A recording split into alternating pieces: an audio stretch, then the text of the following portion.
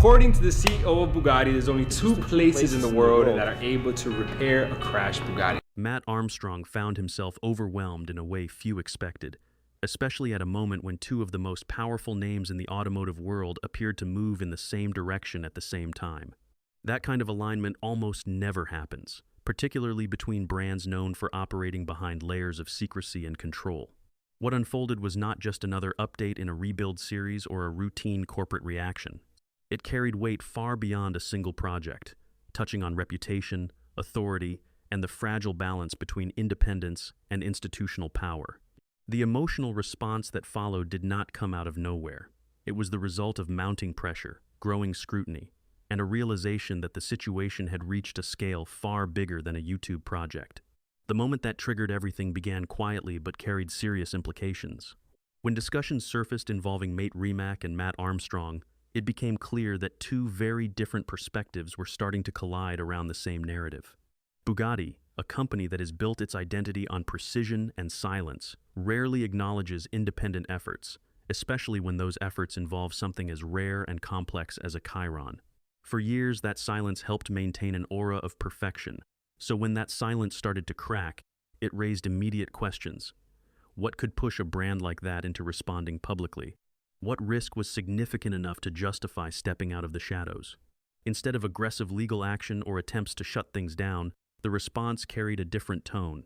It was measured, controlled, and unmistakably firm. Support would not be offered. That message alone created a ripple effect. A Chiron is not just a car. It represents years of engineering refinement, tightly guarded processes, and a level of precision that leaves no room for error. When an independent rebuild begins to intersect with that world, it challenges more than just technical boundaries. It challenges the idea of who gets to control the narrative around such machines. Armstrong had already hinted that something major was coming. The language used, words like huge and concerning, suggested awareness that the project was entering sensitive territory. Even the decision to warn Bugatti before releasing content added another layer of intrigue. That is not a step taken lightly. It implied that certain details, once made public, could not be reversed. Naturally, speculation filled the gaps. Some believed the rebuild might reveal compromises hidden behind the polished image of perfection. Others wondered if internal engineering decisions never meant for public discussion could come into the spotlight. What made the situation even more unusual was the shift in tone from Bugatti's leadership. Rather than doubling down on restriction, there were signs of openness, or at least a recognition that complete control over the narrative might no longer be possible. For a brand that thrives on exclusivity and secrecy, even a small step toward transparency feels significant. It raises an important question. Was this confidence in their engineering, or an acknowledgement that the story had already grown beyond containment? The rebuild itself had already captured attention long before any corporate involvement. A damaged Chiron is not simply a broken vehicle. It is a symbol of extreme value and engineering brought to a halt. Rebuilding something like that requires more than mechanical ability.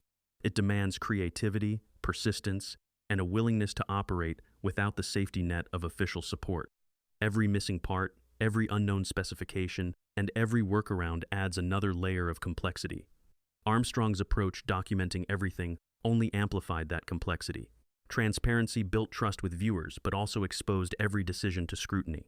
That contrast between factory-controlled perfection and independent improvisation became one of the most compelling aspects of the story. Inside a manufacturer's facility, every step follows strict guidelines. Outside that environment, flexibility becomes necessary, but it also introduces uncertainty. Each repair raises new questions. Can the result ever truly match the original, or does it become something different entirely? As the project progressed, the emotional weight became harder to ignore. What started as an ambitious rebuild turned into something much larger, with global attention and industry pressure converging at once. For someone used to tackling difficult projects, this was different. Recognition from a brand like Bugatti carries a unique kind of gravity, even without direct confrontation. It signals that the work has crossed into territory that few independent builders ever reach. The audience played a significant role in shaping the situation as well. Viewers were not just watching, they were participating, debating, and forming opinions. Some saw the rebuild as an impressive demonstration of skill and determination. Others questioned whether such projects should remain under manufacturer control. That divide reflected a broader issue about ownership. When someone buys a car, even one as exclusive as a hypercar, how much control should they truly have over its future? Access became another critical point of discussion. High-end vehicles often come with strict conditions regarding servicing and repairs. These systems are designed to maintain quality, but also limit independence. Armstrong's project directly challenged that structure. If a Chiron could be rebuilt outside official channels, it opened the door to new possibilities and new concerns for future owners and manufacturers alike. The technical challenges alone were immense. The car had suffered severe damage across multiple systems, from structural carbon fiber components to the gearbox. Even parts designed to fail under stress, like the gearbox mount, added complexity to the rebuild. These components are engineered with specific behaviors in mind, and restoring them requires a deep understanding of both design intent and material limitations. Without access to official parts, alternative solutions became necessary, and each one introduced its own set of risks. Beyond the Bugatti project, Armstrong's work with other high-performance cars reinforced the scale of what he was attempting. Projects involving modern Ferraris introduced additional layers of difficulty, particularly with hybrid systems that rely heavily on electronics. When manufacturers refuse service due to non-approved repairs, it creates a barrier that is not easily overcome. Diagnosing faults without factory support becomes a puzzle with no clear starting point. Despite these obstacles, the appeal of the content continued to grow. Long-form videos allowed viewers to experience every step of the process, including the setbacks and uncertainties. Nothing was hidden. Mistakes remained part of the narrative, making each success feel earned rather than inevitable. That authenticity became a defining feature, setting the work apart from more polished, controlled presentations. Financial success followed the attention, but it also introduced new pressures. High-value projects come with high stakes, and the margin for error becomes increasingly narrow. Every decision carries potential consequences, both technical and financial. Yet the core idea remained consistent, taking something broken and attempting to bring it back to life.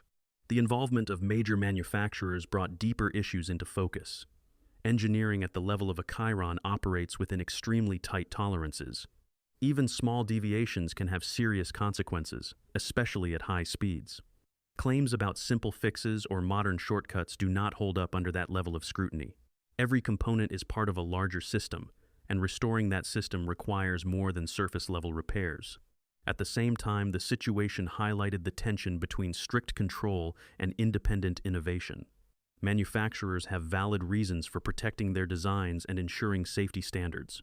But independent builders continue to push boundaries, finding solutions in situations where official support is unavailable.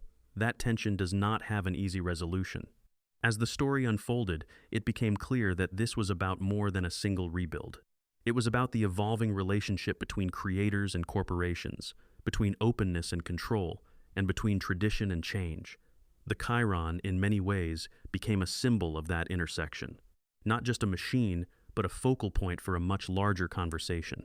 In the end, what stood out most was not just the technical achievement or the corporate response, but the recognition of complexity on both sides. Behind every decision, whether from a manufacturer or an independent builder, lies a deep understanding of what is at stake. And somewhere within that tension, a new kind of respect begins to take shape, one that acknowledges both the precision of engineered perfection and the determination required to rebuild it against the